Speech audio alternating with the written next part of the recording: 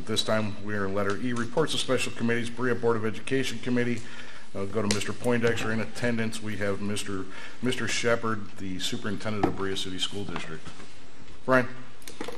Thank you. A couple weeks back, I went to the Progress as Promised meeting the school board put on, and I was blown away by the day, and he is more than happy to oblige. So, Mr. Sheppard. No more votes. I'm good. Your name and your address, sir. Okay. First of all, I really do appreciate the opportunity to be here this evening.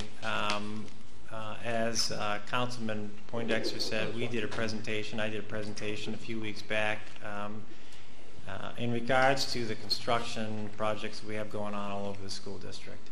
And it's an opportunity for us just to kind of inform our community where we are in our entire construction process. And so we also are working with our construction companies, and they are also having neighborhood meetings. They hold those over for the elementary at Brook Park Memorial, that we send out invitations to those residents that actually border the property. Provides an opportunity for any of them that have maybe some concerns or issues related to the construction they can address directly with the construction company. We do that also for our high school project. What I'd like to do this evening is just kind of go through quickly some of the things that are happening and give you an update. And I actually have it up on a PowerPoint. I don't know if you guys can see it from there. You can. Behind me too. We have it on screen here. This technology is unreal here. So first of all, you know, we always want to take a moment to thank our community. What's happening across the school district in regards to not only our facilities, but right now you can see those are much more visible. I'll briefly just talk about some of the things that are happening in relationship to the operations of the school district. But we would never be able to be where we are today without the support of our community. And I've shared this every time that I go out, that we have to remember that our $4.2 million bond issue was the first time in the history of our school district that all three of our communities that support our district supported this bond issue. Sent a really powerful message to the school district that there's support amongst our community, and they really understood what we were trying to do. And that was to address really a couple of issues: our declining enrollment, which we continue to experience, financial situations related to the number of facilities that we had operating with, obviously it comes with a cost when we didn't need to have all. We've transitioned students. We've transitioned our students to what we believe today to be our final move in regards to our grade level bands, which is a preschool through 4th grade, a 5th grade through 8th grade structure, and then a traditional 9th grade through 12th grade high school experience. And we went through some bumps along the way, no question about it, but we knew we needed to do that to get to where we are today. So we wanted to make sure we thank our communities for their support. The bigger, you can see on here, some of the things that we were trying to address. We were trying to address things like HVAC, upgrading our classrooms with both new furniture, technology. We also knew, based on number of community forums that we held, that we needed to have a new high school, and we also needed to have a new elementary school here in the city of Brook Park.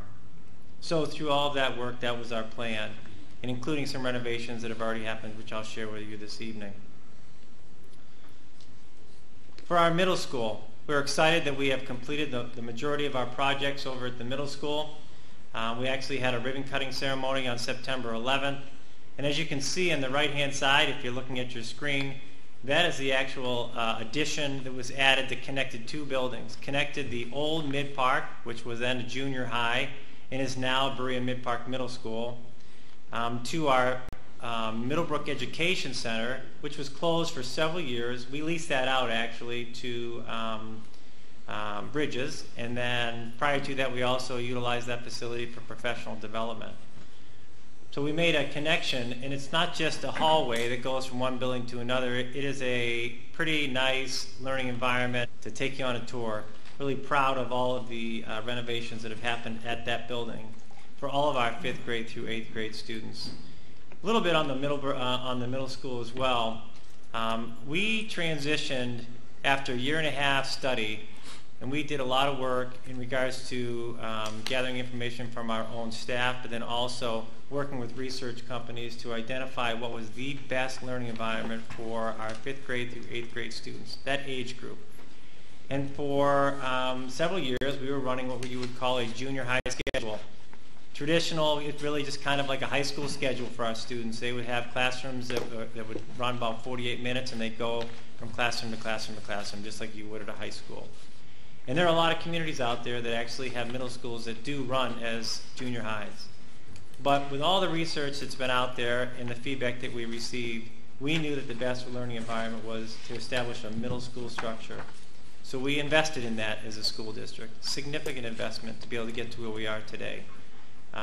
Not only these renovations, but also with the personnel and a structure of the school day for our students. We are now in a traditional middle school with teams where there are 4 teachers or 3 teachers working together with smaller numbers of students, and have some flexibility within their day, within their team, to adjust their learning for the students. So just an example of that would be if a math teacher on my team felt as though that they needed to have another half hour, 45 minutes, because they had a lesson that they really felt needed to have a little more time for our students, they could do that. They can do that now. They were not able to do that in our junior high structure. They also built into that schedule allowed opportunities for our students when they needed to have interventions and or enrichment opportunities. We're really excited about what's happening over there, and I would encourage you to travel over. This is just one part of the renovations: complete HVAC work, new traffic flow for our buses. We eliminated the buses and cars going into the same area, and we also have now the ability to have cars coming in off of Paula and exiting on Middlebrook if we felt that we needed to do that. New lighting, a number of different things in that building. We also are investing about $1 million into the swimming pool there, because part of our high school project is to eliminate our pool at the high school. And we already have an existing facility that was going to meet the needs of our students during the day if we were to offer courses, and then also for our extracurricular activities. This is going to be completed here hopefully sometime prior to Thanksgiving.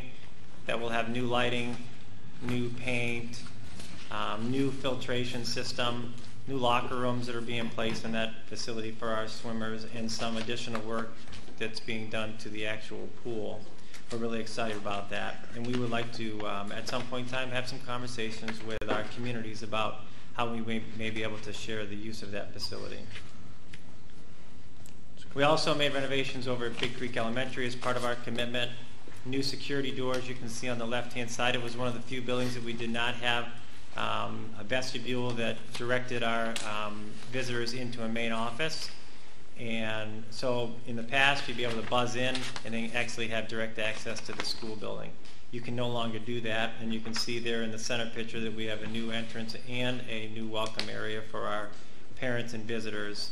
New ceiling tiles, new HVAC. Both the middle school and Big Creek at this point in time are fully air conditioned. We also put some additional windows and doors into that facility as well, and also at the middle school, new windows. So Brook Park Elementary School. Here are just some really exciting facts that we're excited about. 126,000 square foot building. We anticipate an enrollment of 940, and as I shared before, we are experiencing, will continue to experience a decline in enrollment, so that'll be probably the peak of the number of students in that building for several years moving forward. We have preschool classrooms that are designed just for preschool students. We have kindergarten classrooms that are located close to our preschoolers so that there's an easy transition from that preschool experience to kindergarten. First and second grade classrooms, third and fourth grade classrooms. We have enough classrooms to meet the needs of all of these students and probably have some additional space. We knew we weren't going to build a building that if we needed to at some point in time, based on an increase in population, we still would have the space for those students. Title I classrooms, those are small group instruction spaces. We have some very unique learning classrooms for our special needs population. Art room, music room, and a gymnasium. I actually have this evening a few pictures, and then hopefully we'll be able to see a video that will come up that will be actually the first time that video is going to be shared will be here this evening. We've shared one, but we needed to make a modification, and you'll see that tonight. The design of the new elementary school is built on pods. It's built on learning environments for our students, where there is a central area for large group learning instruction. And in each one of those central areas, there is a stage, state-of-the-art technology, that if we wanted to pull out 2 or 3 classrooms, we no longer had to take them down to a different place, but we could do that right there outside of their room. The classrooms are also built with the design of having as much flexibility as possible. How we teach today will not be the same way that we'll be teaching in 10, 15, 20 years from now. We've learned that over years based on technology and what we learn more every year about how our students learn. We wanted to make sure we had complete flexibility for future educators. So we have regular classroom doors where students can go in and out. We have operable doors that will actually open up an entire wall into this large group learning environment. We're really excited about that for our staff. And as you can see on here also, this furniture, interestingly enough, you start to see some of these unique seats. There has been also a change in some of the furniture that our students are, what we would traditionally see in a classroom, desk facing forward. That is no longer the way that our students learn, and there is new advancements in furniture as well. You can also see some of that because we have it over our middle school, some of the new furniture there currently. On the right-hand side is the learning steps. We had to have steps that was going to the second floor of this building, and we took advantage of that. Not only have the steps available on the left-hand side where you can see students can walk up, but there are much wider steps for students to sit on and expand. We can expand out of our library, which is right underneath that step area. So here's a short video that I'd like to share, and I'm hoping that it works.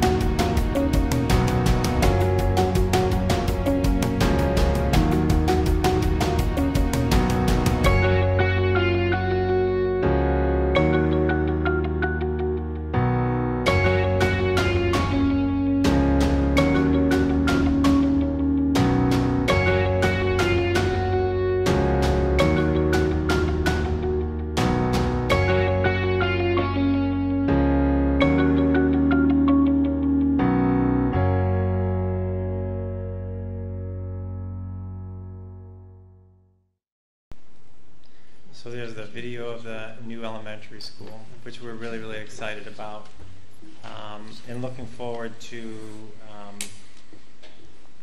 watching that go up across the street. A couple other things that I'd like to be able to share. A couple of things in there that you may or may not have questions about. We, in that building, did not design a separate cafeteria for our students. Our students will be able to utilize those large group areas in our learning communities. The idea was that we were going to maximize the number of square feet that we have available to us to build and put that into the learning environments, because we know that our cafeterias are not utilized throughout the school day. They're only utilized for a very short period of time for our students to have lunch and then go outside. So that's why we have the ability now to have this extended learning spaces built into where our classrooms are going to be.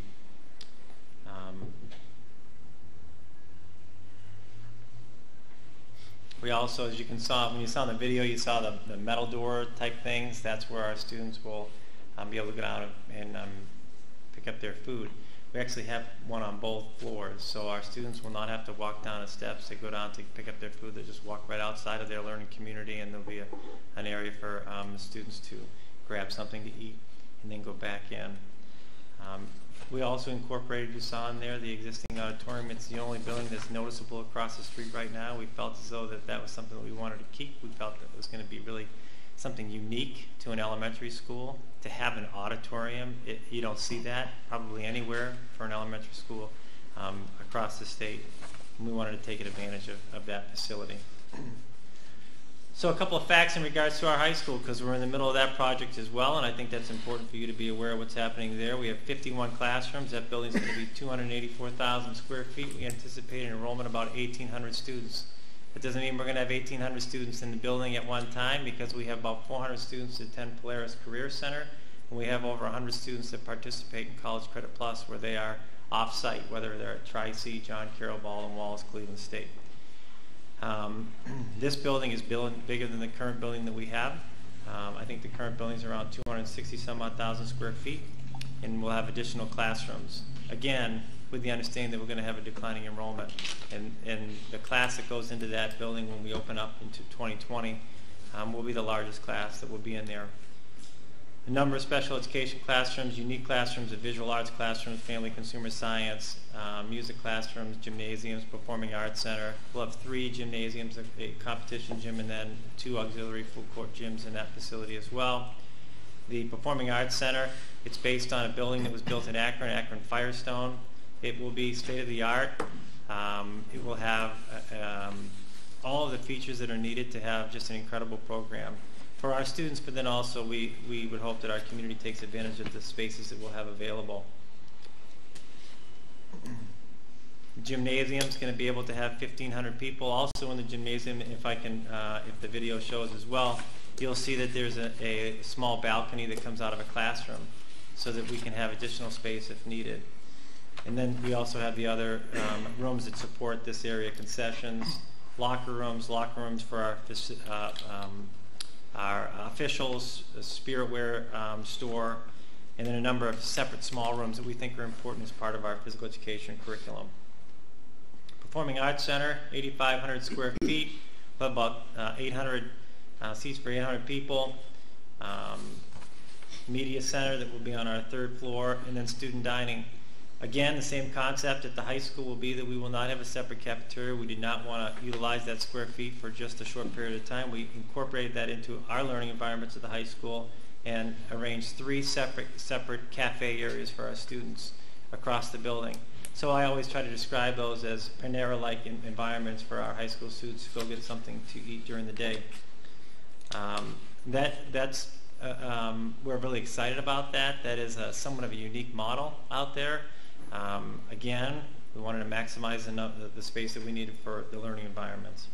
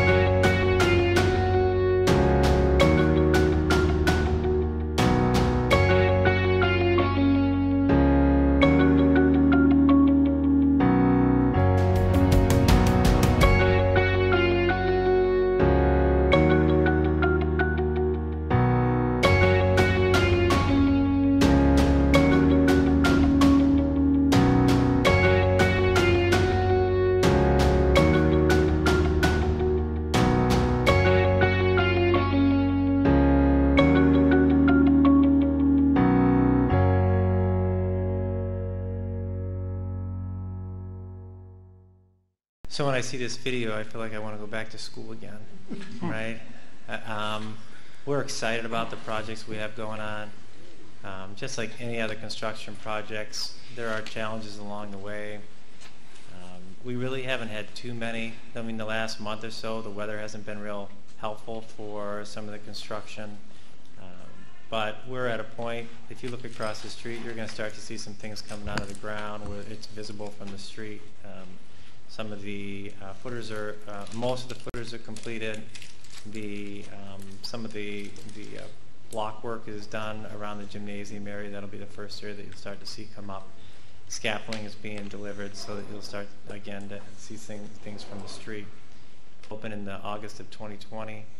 And then the Performing Arts Center gymnasiums, they'll be just a little bit longer, probably sometime around November before we can use those spaces. Fortunately, the buildings right next to each other, so our students can still go right there next door and utilize the gymnasiums and the Performing Arts Centers and music rooms that we need to have available for our kids. That is a big piece. That actually saved us a lot of money. We didn't have to create any type of swing space. A good example of that would be Lakewood. They, for many, many years, had students in learning trailer areas, right, in mobile classrooms, until they completed their project this last year. So we're working through it. We're excited about it. We're willing to name it the Mark Elliott Gymnasium for a couple $100,000. He's willing to step up, right? So, and you know, we're pretty much right now we're on target. We're hoping that we can get them done on time. So, any questions around any of the construction? Council questions? Mr. Salvatore? Thank you. Thanks for the presentation. Is this the presentation that you made to the residents? It is. It is. We took out some of I took out some of the slides that were really related to other things that were going on, but most of these slides are the same. Yeah. They didn't see the final video of the elementary. Now you mentioned you were willing to name the gymnasium after Mark Elliott for $200,000. You've been using our name for the last 45 years. I think you owe us about $6 million. You owe us a lot of money, right? Yeah. But talking about naming, has there been any discussion as to a name? We have not actually started that yet. I mean, you see on there right now it says Brook Park Elementary. That's really just for the construction purposes. That's what they titled it, and that's what's on the building from the architect. We're going to begin that conversation. Always is, but we want to make sure it represents this community. Well, I would just like you to keep in mind and maybe give some consideration to keep the name of Brook Park Memorial based on the way it was named in the first place. There's something to be said about years ago, and there's certainly something to be said about memory. Right. And I'd really appreciate if you at least consider it, and if there's going to be a committee that you're going to form to look into different options. I certainly hope that Brook Park would have a seat at the table. You've got it. Yeah, and we will obviously take that seriously into consideration. Thank you. Yeah, you got it. Thank you, Mr. Salvatore. Mr. Mancini? Thank you, Mr. Chairman. Mr. Superintendent, thank you for coming, Mr. Sheppard. Appreciate it. It's been a long time coming. This started a while ago, and I remember meeting with you, and a lot of the plans came through, so I thank you very much. I always say good cities, good communities, go with good schools. They go hand in hand. A few of the things I liked. I did like that the lunch area that you did on 3 of the schools that I seen. I think you used the term Panera, which is very similar to what they do, and I think that's a great environment for that. The other thing is the spacing in the hallways, things of that sort, the color patterns. If you do what you did up there, very relaxing, very, very open. One of the things I wanted to ask you, when you talked about the pool over at, I believe would be the middle school, right? And, correct. You said $1 million. Now that's just for the pool and the filter, all that area there. It was correct. Right? Yeah. I mean, we HVAC, right, is part of that project, and because we had to look at the airflow, especially for a pool, which is a little bit different than the rest of the building, and then also a completely new filtration system. As probably you know, that's expensive. And then some of the cosmetic things that we wanted to make changes to that had been there for years. Wooden benches, we want to no longer have wooden benches. We really wanted to separate the locker rooms from for our swimmers, because in the past you would go in from the swimming pool and you'd enter the main locker room where other students from the other hallway would be able to get in to that space, but that's been changed. Right. And I did like your thought on the community sharing, and I'll end it with that, because you see some, and I believe Medina's one, some of them, you know, the community's able to use some of the facilities too properly at the right time. So, I mean, that was very good to hear. We have our issue here, we're going to work on it, but, you know, that would be very well. So we appreciate the presentation, and, you know, thanks for coming. Thank you. You know, one of the things I just want to make sure, you know, these buildings are the community's buildings, right? And we have always been open to having good partnerships. We recognize that we have some unique facilities, but we don't want our facilities to close at 2:30 when our students go home from the high school, right? These are unique, exciting, great places for our community to take advantage of. So we want to figure out ways to do that, Right. whether it's across the street in the elementary, whether it's any of the existing facilities we have right now, or the high school. Right. And I'm sure the communities feel the same with our Yeah. facilities also, so hand in hand. Yep. Thank you. Thank you. Anyone else? Mr. Poindexter. Thank you, Council President. I just want to say thank you, Mr. Sheppard, for coming and presenting to the council and to the residents of Brook Park. We're as excited as you are to see the new buildings go up, and we can't wait for them to be done. Thank you. Yeah, you're welcome. Thank you. Okay. Mr. Sheppard, you know, I do want to say that looking at the new learning environment is much different than any of us Right. that are seated up on this dais have ever seen. Right. I mean, the days of the cramped, right-handed leaning over with your left hand Sitting in the trying wrong to write on one, your desk right? are gone.